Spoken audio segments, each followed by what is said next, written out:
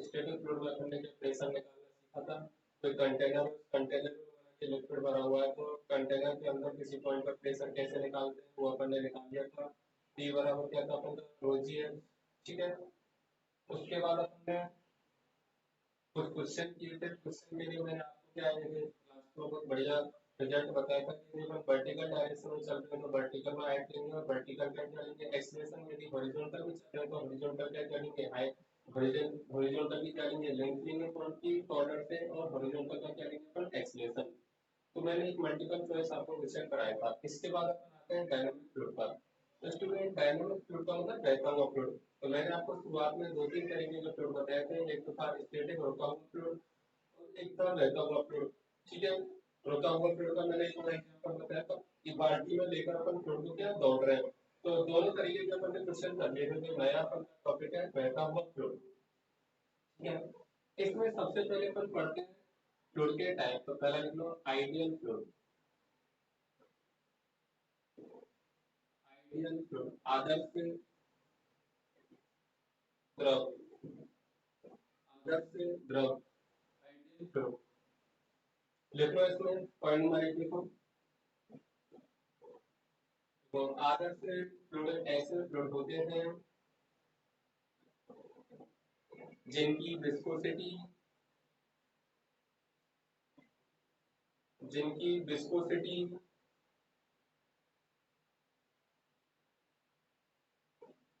Zero होती है।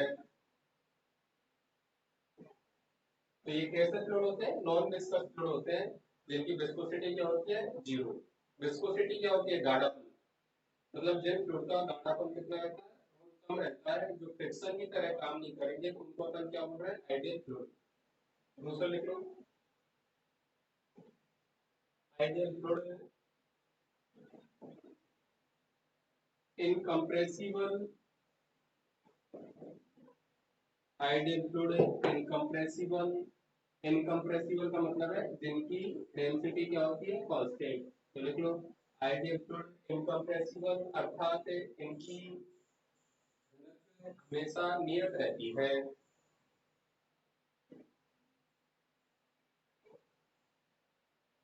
तीसरा लिख लो, तो आइडियल फ्लो जो होते हैं वो कैसे होते हैं स्ट्रीमलाइन फ्लो होते हैं। स्ट्रीमलाइन फ्लो का मतलब क्या है ये मैं आपको बता रहा हूँ।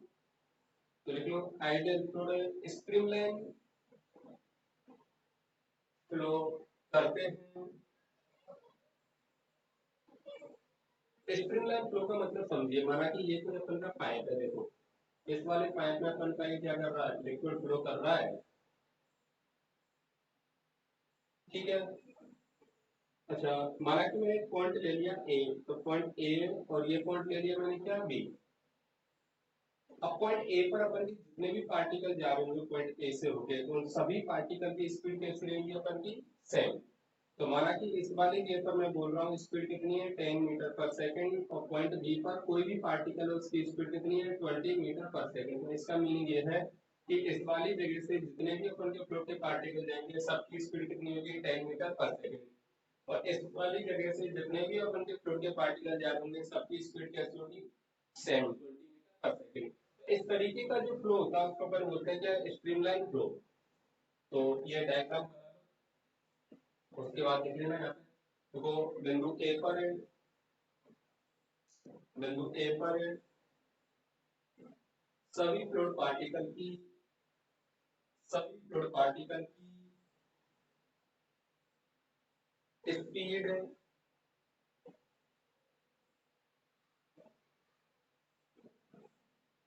10 मीटर पर सेकंड होती है। बिंदु बी पर है सभी फ्लूइड पार्टिकल की स्पीड 20 मीटर पर सेकंड होती है।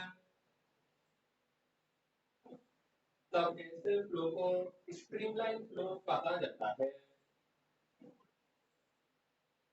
तब ऐसे फ्लो को स्ट्रीमलाइन फ्लो कहा जाता है। आइडियल फ्लूइड क्या होंगे नॉन विस्कस होंगे जिनकी विस्कोसिटी क्या होगी जीरो। विस्कोसिटी का मतलब गाढ़ापन, बहुत कम गाढ़ापन होगा, उनको अपन क्या बोलेंगे आइडियल फ्लूइड। आइडियल फ्लूइड कैसे होंगे जिनकी डेंसिटी कैसी होगी अपनी कांस्टेंट, मतलब इनकम्प्रेसिबल होंगे। आइडियल फ्लूइड कौन से होंगे अपन के, स्ट्रीमलाइन फ्लो वाले जो भी फ्लूइड होते हैं उनको अपन क्या बोलते हैं, आइडियल फ्लूइड। ठीक है, और आइडियल फ्लूइड का मैंने आपको मीनिंग बता दिया कि किसी पर्टिकुलर पॉइंट पर जितने भी अपन के पार्टिकल रहेंगे सबकी स्पीड कैसे होनी चाहिए, सेम, तो उसको अपन क्या बोलेंगे, स्ट्रीमलाइन फ्लो। ठीक है, अब आइडियल फ्लूइड के बाद अपन आता है रियल फ्लूइड। आइडियल फ्लूइड के बाद क्या आता है अपन का, real fluid.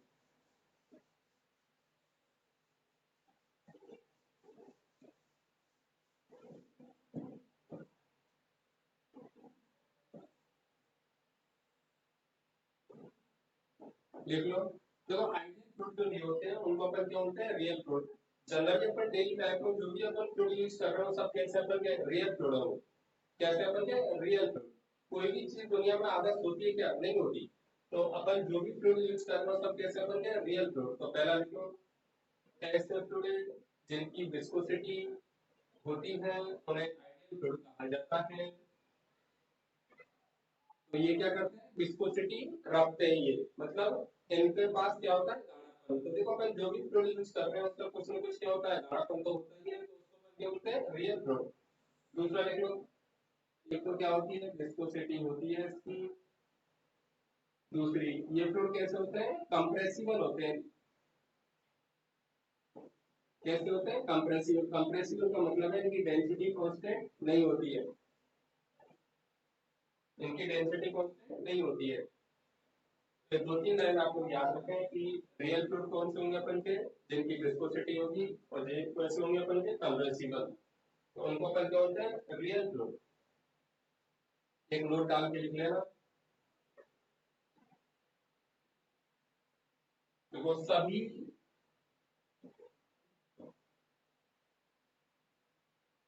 Steady flow,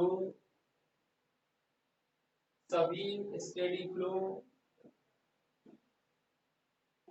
streamline flow होते हैं,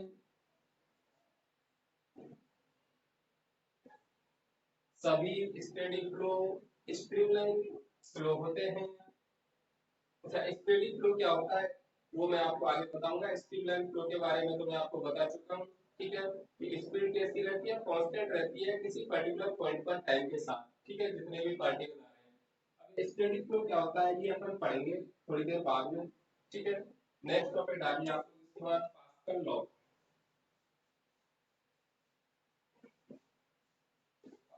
पास्कल लॉ,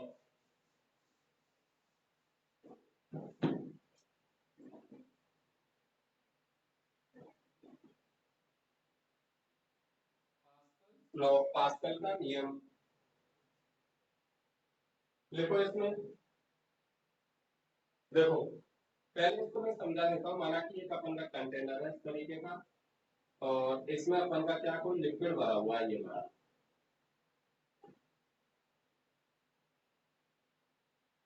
ठीक है, अच्छा, ये जो कंटेनर की फ्री सरफेस है यहाँ पर मैं प्रेशर अप्लाई कर रहा हूँ, एक्सटर्नल प्रेशर अप्लाई कर रहा हूँ, कितना पी, ये क्या अपन का एक्सटर्नल प्रेशर, बाह्य दाब। और एटमॉस्फेरिक प्रेशर कितना अपन का, पी नॉट। और ये वाली जो आपको हेड देके रखी है कितनी है, एच। और ये पॉइंट कौन सा अपन का, ए। और ये वाला पॉइंट कौन सा अपन का, बी।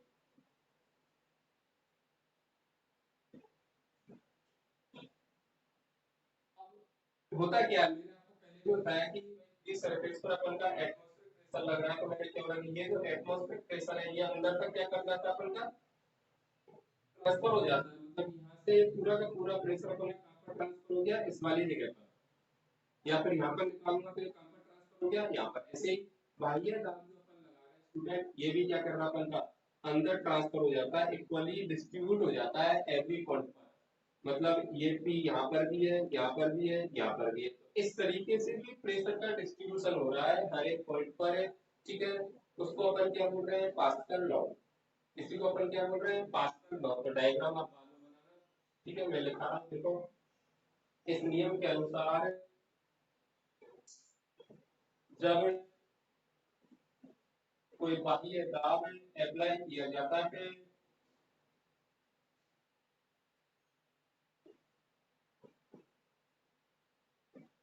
इस नियम के अनुसार जब फ्लूइड पर बाह्य दाब अप्लाई किया जाता है तो दाब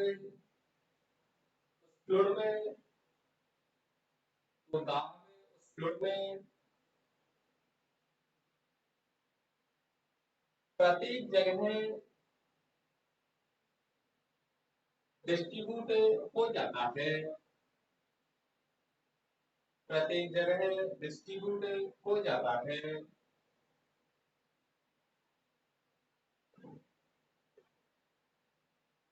ठीक है, अभी डायग्राम आप बनाना। अब मैं आपसे पूछ रहा हूँ बता पॉइंट ए पर जो अपन का दाब होगा वो कितना होगा। देखो पॉइंट ए पर एक एटमॉस्फेरिक प्रेशर है, बाहर से जो लगा है वो भी डिस्ट्रीब्यूट होके आ गया है। तो एक तो कौन है, पीएटीएम प्लस मुझे बताओ एक कौन है, बाहर से अपन दाब लगा रहे हैं पी, तो पास्कल लॉ से ये भी क्या कर रहा है, इक्वली डिस्ट्रीब्यूट हो गया। यहाँ पर आगे तो एक कौन है, पी, साथ में कौन लगा रहा है बताओ इस वाले पॉइंट पर दाब। ये जो अपन का फ्लूइड भरा हुआ है ये भी तो दाब लगाता है, तो फ्लूइड के कारण जो दाब होता है वो कितना होता है, रो जी एच।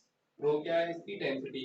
इसी तरीके से पॉइंट बी पर यदि मैं दाब निकालूं तो क्या होगा, वही पी नॉट प्लस कितना हो जाएगा, पी प्लस कितना हो जाएगा अपन का, रो जी एच। ये अपन का हो गया। ठीक है, बताओ इसमें किसी को दिक्कत। तो ये आप समझे नहीं समझे कि पास्कल लॉ क्या है। पास्कल लॉ से इतना सा है, आपको इतना सा याद रखना है कि बाहर से सरफेस पर यदि मैं क्या कर रहा हूँ, एक्सटर्नल दाब लगा रहा हूँ, तो एक्सटर्नल दाब फ्लूइड में प्रत्येक जगह पर क्या हो जाता है अपन का, डिस्ट्रीब्यूट हो जाता है। ठीक है, वो डिस्ट्रीब्यूट कैसे हो रहा है, ठीक है, उसके लिए मैंने आपको एग्जाम्पल बता दिया, ये तरीका होता है। ठीक है, इसको अपन बोलते हैं क्या, पास्कल लॉ। बताओ इसमें किसी को दिक्कत। चलो एक नोट डाल के देखो। देखो पास्कल लॉ का उपयोग, पास्कल लॉ का उपयोग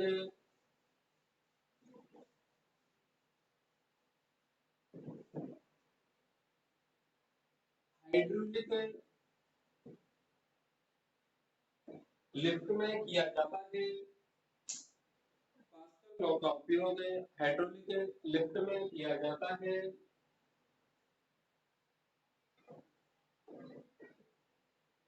अगर हाइड्रोलिक लिफ्ट,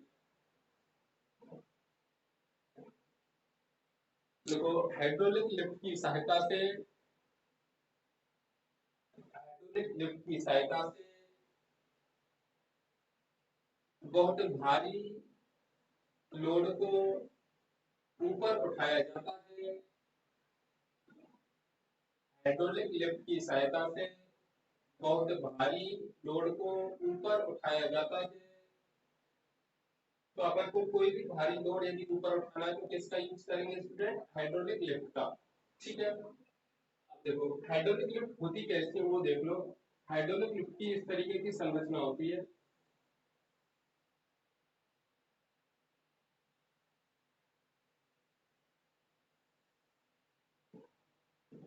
ठीक है, इसमें ये लिक्विड अपन का भरा हुआ है, जो लिक्विड भरा हुआ है उसकी माना की डेंसिटी कितनी है अपन की, रो। अच्छा ये वाला जो पोर्शन होता है इसको अपन बोलते हैं प्लंजर, और ये जो होता है इसको अपन बोलते हैं क्या, रैम। रैम का जो एरिया हो कितना अपन का, A2, और प्लंजर का जो एरिया हो कितना अपन का, A1। अच्छा जिस चीज को अपन को लिफ्ट करना है उसको मुझे क्या कहाँ पर रखना है, रैम पर। माना कि मुझे कार ट्रक को लिफ्ट करना है, कार को लिफ्ट करना है तो मैंने कार कहाँ पर ले जाके रख दी, रैम पर।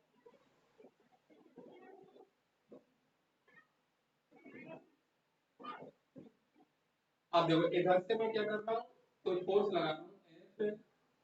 एक बात याद रखना कि ये जो A2 होता है रैम का एरिया, ये A1 से कैसा होता है अपन का, बहुत ज्यादा। तो अपन हमेशा वस्तु को कहाँ पर रखेंगे, जो अपन को लिफ्ट करनी है रैम पर, और फोर्स किधर लगाएंगे, प्लंजर पर।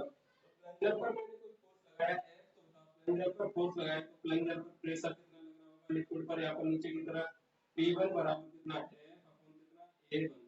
तो यहाँ पर जो प्रेशर लग रहा होगा कहाँ है, कितना, ये रहा। अब मुझे एक बात बताओ, पास्कल लॉ से क्या होगा, तो ये जो प्रेशर है ये इस फ्लूइड में सभी जगह पर, प्रत्येक जगह पर क्या होगा, डिस्ट्रीब्यूट हो जाएगा। मतलब यहाँ पर यदि F अपॉन A1 है तो स्टूडेंट यहाँ पर भी कितना होगा, F अपॉन A1, यहाँ पर भी कितना होगा, F अपॉन A1, यहाँ पर भी कितना होगा, F अपॉन A1। मतलब इधर जो अपन का लिक्विड के कारण जो प्रेशर लग रहा होगा वो कितना अपन का, F अपॉन कितना, A1। अब देखो प्लंजर पर जो मैंने फोर्स अप्लाई किया वो कैसा अपन का बहुत कम है। और मुझे पता है कार को ऊपर उठाने के लिए मुझे कैसे फोर्स की रिक्वायरमेंट है, ज्यादा फोर्स की रिक्वायरमेंट है। तो बताओ ज्यादा फोर्स की यदि रिक्वायरमेंट है तो कैसे लगाएंगे अपन? मुझे प्रेशर भी पता लग गया, बताओ इस वाले पर अपन फोर्स निकाल सकते हैं क्या? तो बताओ यहाँ पर यदि मैं फोर्स निकालूं F2 की वैल्यू तो कैसे निकालूंगी? प्रेशर इनटू क्या, एरिया। तो प्रेशर कितना है P2, एरिया कितना है A2। तो प्रेशर की तो वैल्यू कितनी है F अपॉन कितना A1 और एरिया कितना A2। तो बताओ कार पर जो फोर्स लग रहा है कितना, ये रहा। अब देखो A2 A1 से ज्यादा, तो मुझे बताओ F2 की वैल्यू F से ज्यादा होगी या नहीं होगी? तो फाइनली क्या F2 इज ग्रेटर देन क्या रहा अपना F। तो देखो कम फोर्स अप्लाई कर रहे हैं, फाइनली मुझे रैम पर भी फोर्स मिल रहा है, कैसा मिल रहा है, ज्यादा। तो बताओ कार आसानी से लिफ्ट करेगी या नहीं करेगी? तो हाइड्रोलिक लिफ्ट किस पर बेस्ड है अपन की? हाइड्रोलिक लिफ्ट अपन की पास्कल लॉ पर बेस्ड है। पास्कल लॉ क्या होता है अपन का? कि प्रेशर जो होता है वो लिक्विड में इक्वली क्या हो जाता है अपन का, डिस्ट्रीब्यूट हो जाता है। इसमें किसी को दिक्कत है क्या? तो ये आप तरीका याद रखें, ठीक है। ये सब रखने वाली चीज नहीं है, आपको समझ में आनी चाहिए। तो आप लोग इन चीजों को क्या समझें अच्छे से, ठीक है ना। नेक्स्ट टॉपिक देखिए।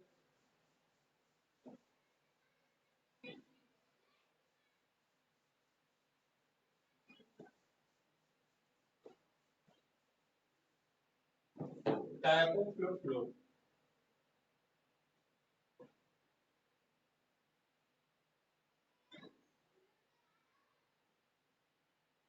तो स्टेडी फ्लो जिसकी मैं थोड़ी देर पहले आपसे बात कर रहा था कि स्टेडी फ्लो क्या होता है।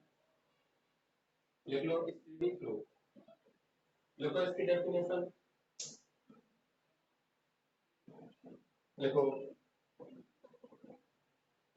स्टेडी फ्लो फ्लूइड का ऐसा फ्लो होता है जिसमें किसी पर्टिकुलर पॉइंट पर,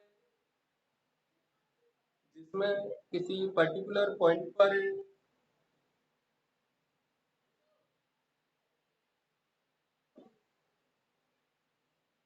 फ्लूइड के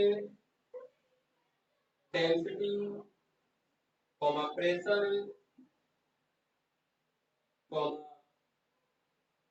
चार्ज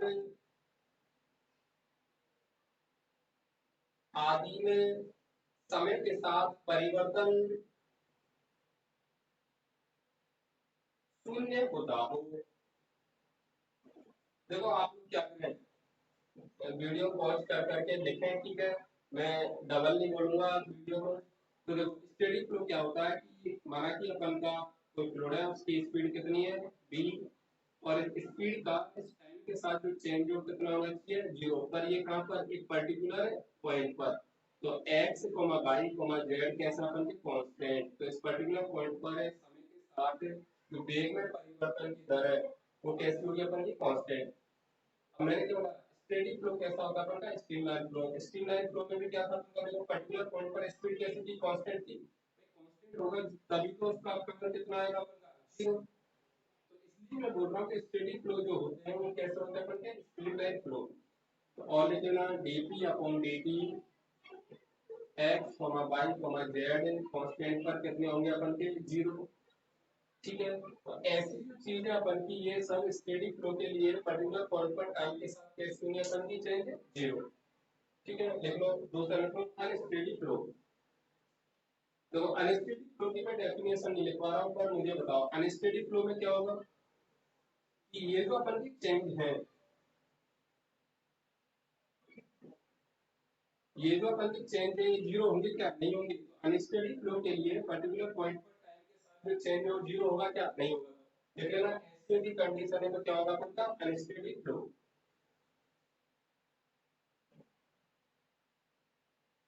अब यूनिफॉर्म फ्लो,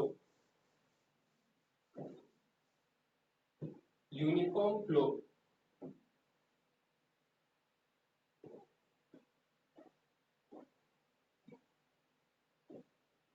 बताओ यूनिफॉर्म फ्लो क्या होता है। देखो मैं आपको डायरेक्ट इक्वेशन से समझा देता हूँ कि ये जो स्पीड है इसमें किसी पॉइंट के साथ जो चेंज होता है, माना कि एक्स के साथ चेंज है किसी टाइम पर, वो कितना बनता है, 0।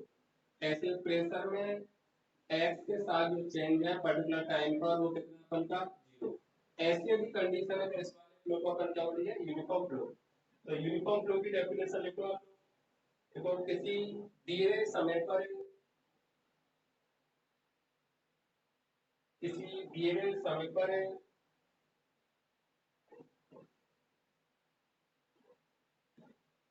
एक्स वाई जेड के साथ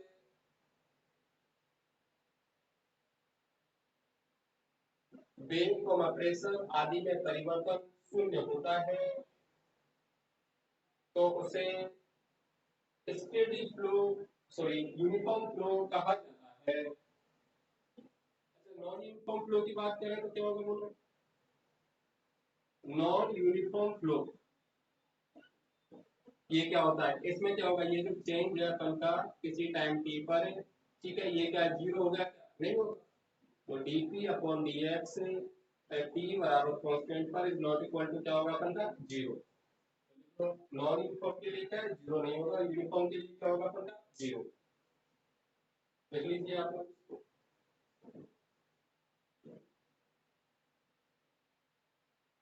अगला देखिए नेक्स्ट नेक्स्ट होता है अपन का लेमिनार फ्लो।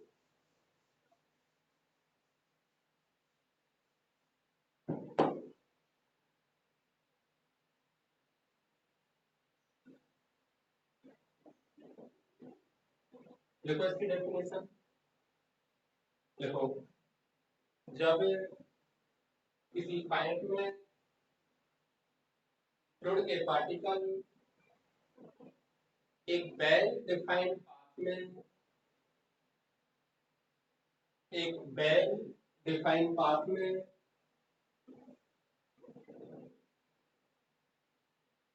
मोशन कर रहे हो गति कर रहे हो तो ऐसा फ्लो लेमिनार फ्लो कहलाता है।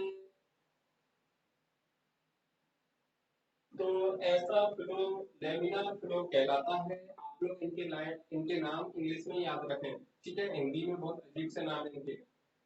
दूसरा पॉइंट देखो लेमिनार फ्लो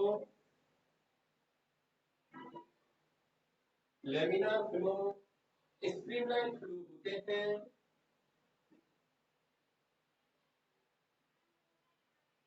तथा ये सरलरेखीय एवं एक दूसरे के समांतर होते हैं। देखो माना कि ये कोई अपन का पाइप है तो इसमें ये अपन के फ्लूइड के पार्टिकल क्या कर रहे हैं फ्लो कर रहे हैं। तो देखो फ्लूइड के पार्टिकल एक वेल डिफाइंड पाथ पर जा रहे हैं और एक दूसरे के वो कैसे हैं पैरेलल पाथ। तो इस वाले तरीके को अपन क्या बोलेंगे लेमिनार फ्लो।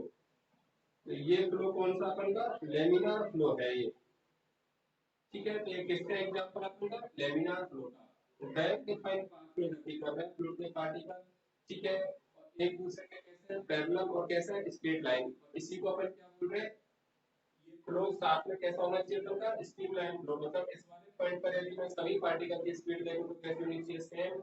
यहाँ पर यदि स्पीड देखूं तो यहाँ पर भी सबकी कैसी होनी चाहिए सेम। तो ऐसे फ्लो को अपन क्या बोलेंगे लेमिनार फ्लो। अगला देख लो टर्बुलेंट फ्लो।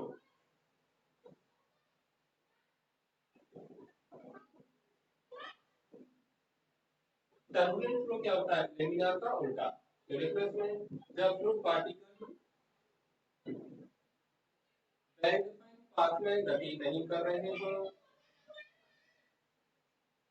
वेल पाथ में गति नहीं कर रहे हो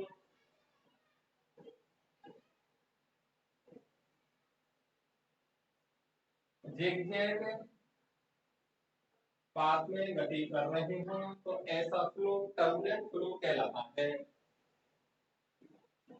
कैसा पाथ होना चाहिए था जिगजैग पाथ टेढ़ा बुकला ऊंचा नीचा ऐसे ही तो उस वाले फ्लो को अपन क्या बोलेंगे टर्बुलेंट फ्लो। अगला एक डालते देखो पाइप में फ्लो टर्बुलेंट होगा या लेमिनार इसका पता। पाइप में फ्लो टर्बुलेंट होगा या लेमिनार इसका पता।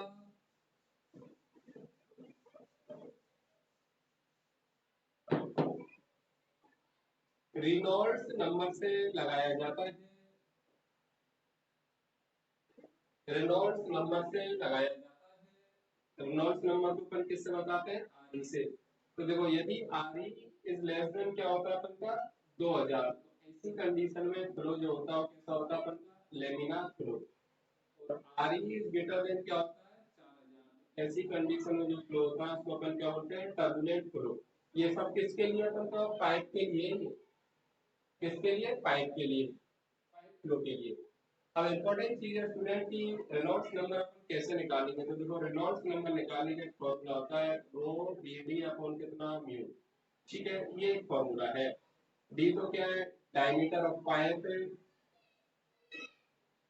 बी क्या है पाइप में जो लिक्विड फ्लो कर रहा है उसकी स्पीड, और रो क्या अपन की डेंसिटी, और म्यू है अपन की क्या विस्कोसिटी। इसके बारे में अपन क्या है पढ़ेंगे, पूरा एक छोटा सा चैप्टर है विस्कोसिटी। ठीक है, ये अपन को क्वेश्चन में वैल्यू देके रखेंगे, तो यहाँ से अपन क्या निकालेंगे रेनॉल्ड्स नंबर, और उससे पता लगाएंगे कि फ्लो अपन का लेमिनार है या फिर टर्बुलेंट। ठीक है, तो बताओ इसमें किसी को दिक्कत है क्या, तो बिल्कुल लिख लो आप लोग एक बार।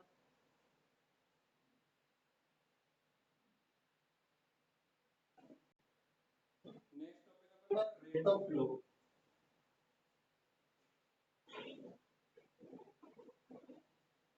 और डिस्चार्ज,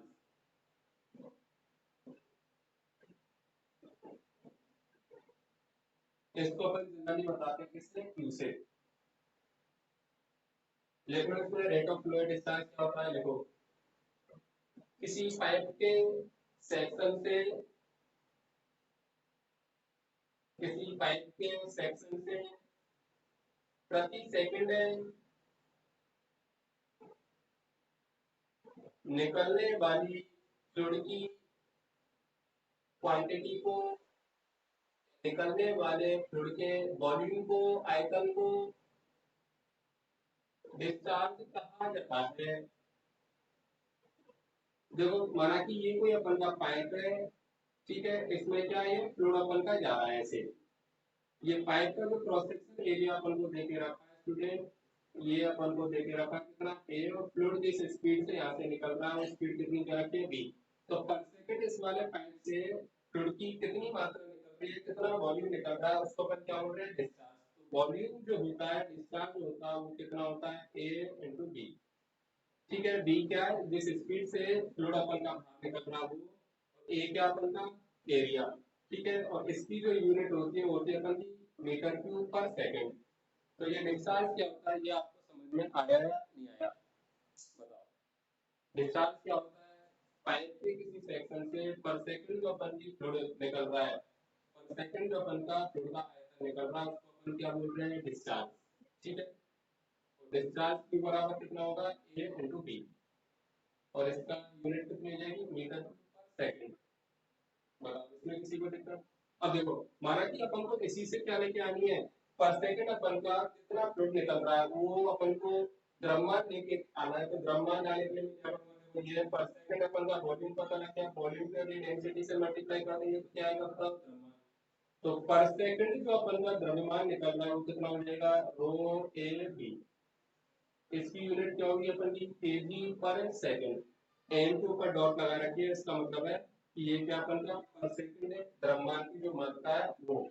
ठीक है, फ्लूइड का कितना द्रव्यमान पर सेकंड निकल रहा है उसको अपन क्या बोल रहे हैं एम डॉट। तो अब इसमें किसी को दिक्कत है क्या, अगला टॉपिक डालो कंटिन्यूटी इक्वेशन, सांतत्य समीकरण, सांतत्य समीकरण कंटिन्यूटी इक्वेशन, कंटिन्यूटी इक्वेशन।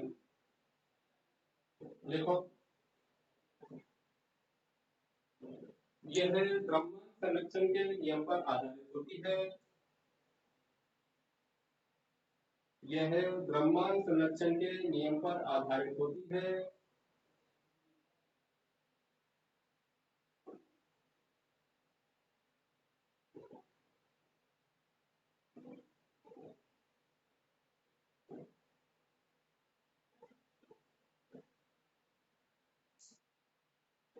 दूसरा पॉइंट देखो, यह इनकम्प्रेसिबल फ्लो के लिए लिखी जाती है सामान्यतः। यह इनकम्प्रेसिबल फ्लो के लिए लिखी जाती है। इनकम्प्रेसिबल का मतलब समय के साथ डेंसिटी कैसी बनी, कांस्टेंट। अब होता क्या है, लिख लो कंटिन्यूटी इक्वेशन तीसरे पॉइंट में देखो।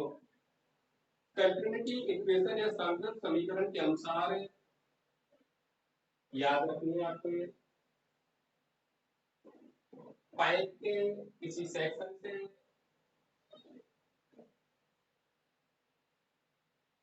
पाइप के किसी भी सेक्शन से हमेशा पर सेकंड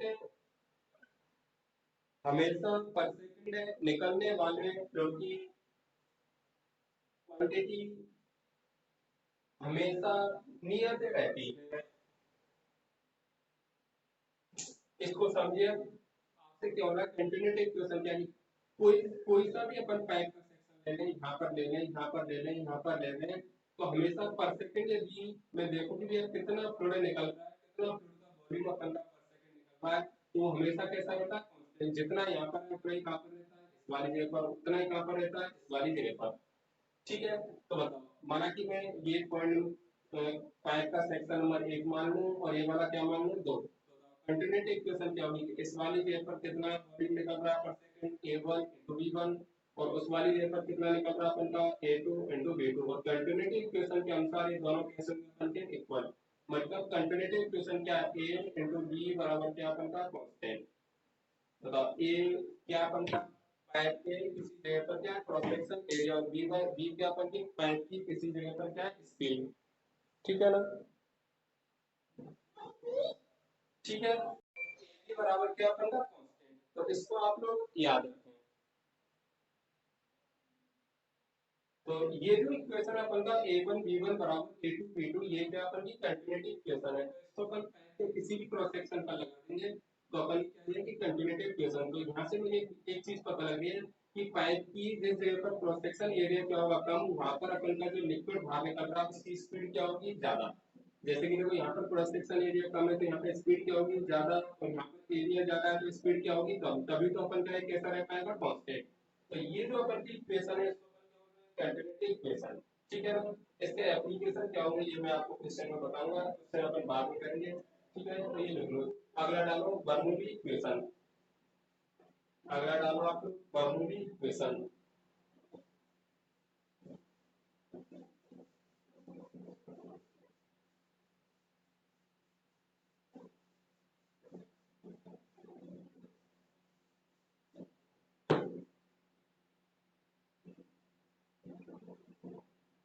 बर्नौली इक्वेशन देखो, इसका पॉइंट नंबर 1 देखो, यह ऊर्जा संरक्षण के नियम पर आधारित होती है।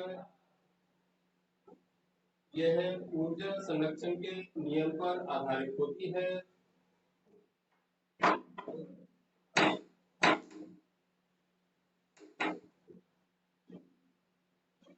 देखो, यह ऊर्जा संरक्षण के नियम पर आधारित होती है।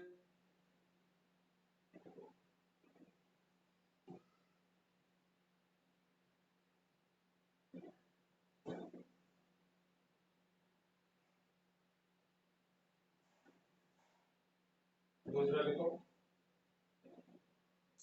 बर्नौली समीकरण, बर्नौली समीकरण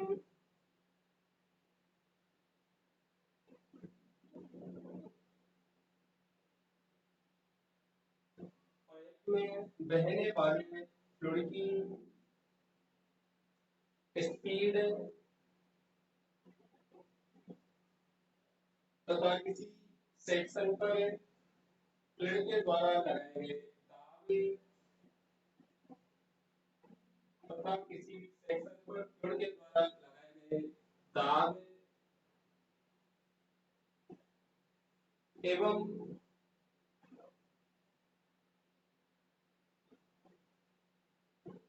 उस सेक्शन या बिंदु की किसी रेफरेंस लाइन से हाइट के बीच हाइट के बीच संबंध को बताती है।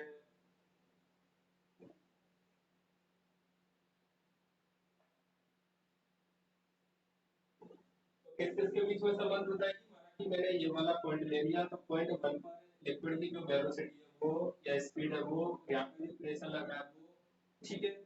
और इस वाली जगह की ये जो मैंने रेफरेंस लाइन मानी है, इस रेफरेंस लाइन से हाइट क्या हो, तो उन तीनों के बीच में क्या बताएगी, संबंध को बताएगी। ठीक है, मैं मान लेता हूँ कि यहाँ पर जो प्रेशर अप्लाई हो रहा हो कितना पड़ता है P1, और इस वाली के ऊपर जो स्पीड है लिक्विड की वो कितनी है V1। ऐसे इधर का प्रेशर अप्लाई हो रहा हो कितना पड़ता है P2, और यहाँ पर स्पीड कितनी है V2, एरिया कितना है A2, और यहाँ पर एरिया कितना पड़ता है A1। तो देखो 1 2 पर यदि मैं कंटिन्यूटी इक्वेशन लिखना चाहूँ तो क्या हो जाएगी, A1 V1 बराबर कितना है A2 V2, ये तो क्या हो गया अपनी कंटिन्यूटी इक्वेशन। ठीक है। अच्छा, अब देखो ये इक्वेशन निकालने का तरीका क्या होता है, पूरा डेरिवेशन होता है, वो मैं आपको थोड़ी सी हिंट दे देता हूँ। ठीक है, अच्छा मुझे बताओ कि dt टाइम बाद देखो तो बताओ ये वाला क्रॉस सेक्शन अपना कहाँ पर आ जाएगा, यहाँ पर, ऐसे ये वाला क्रॉस सेक्शन कहाँ पर बन जाएगा, इस वाली जगह पर। तो dt टाइम बाद यदि देखो तो कहाँ पर आ जाएगी कंडीशन, यहाँ पर मुझे बताओ यहाँ से और यहाँ तक के बीच में कोई चेंज आएगा क्या लिक्विड में, नहीं आएगा। तो बताओ यहाँ से यहाँ तक जाने में जो वर्क किया जा रहा है किसके बराबर हो जाएगा, जो फ्लूइड की एनर्जी है उसमें चेंज के बराबर। तो total work done is equal to change in energy, जब करेंगे चेंज इन एनर्जी क्या होता है, पोटेंशियल एनर्जी चेंज और काइनेटिक एनर्जी में चेंज। ठीक है, वो जब करते हैं तो फाइनल जो अपनी इक्वेशन आती है मैं वो आपको बता रहा हूँ, वो आपको याद रखनी है, ठीक है ना।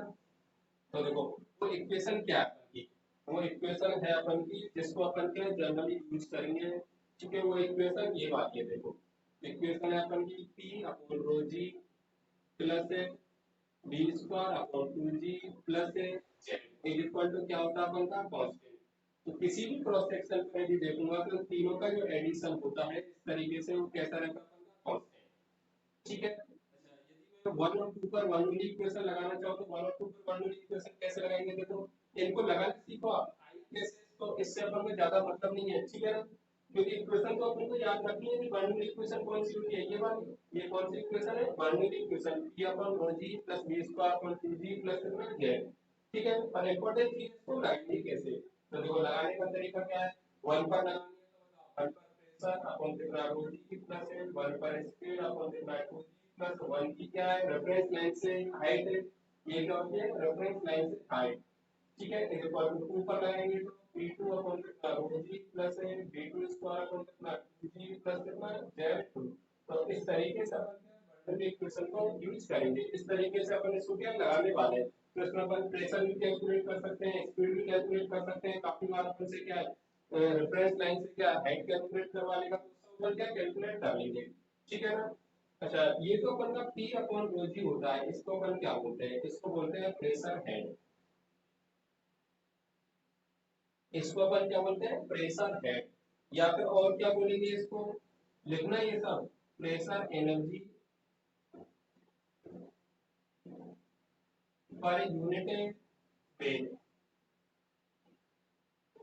ठीक है, पी अपॉन रो जी को क्या बोलते हैं, प्रेशर हेड, या फिर रो जी से अपन ने डिवाइड कर रखा, मतलब अपन ने क्या किया है पर यूनिट है बेस से इसको क्या डिवाइड कर दिया, तो ये बन गया अपन pressure energy per unit weight, क्योंकि बर्नौली इक्वेशन किस पर बेस्ड है, एनर्जी कंजर्वेशन पर बेस्ड है। तो देखो ये भी एनर्जी है, ये भी एनर्जी है, ये भी एनर्जी है, ये प्रेशर एनर्जी है, ये काइनेटिक एनर्जी है, ये कौन सी है पोटेंशियल एनर्जी।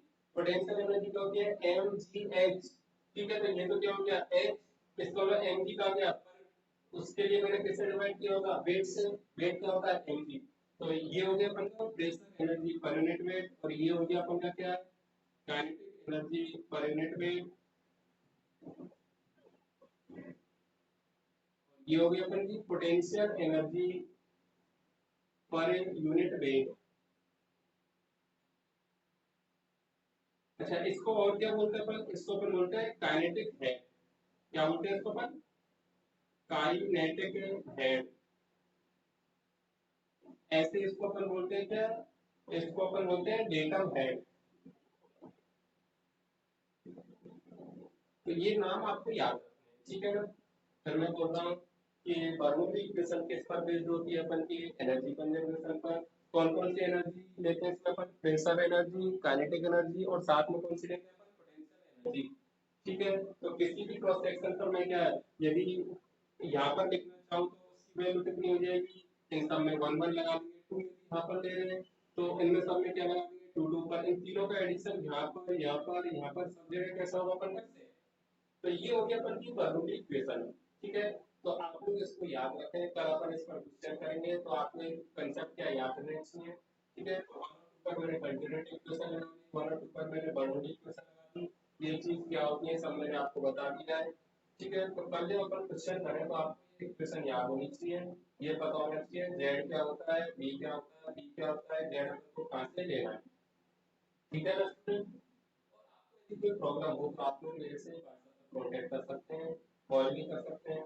मेरा मोबाइल नंबर है 8949851871। ठीक है ना। Thank you.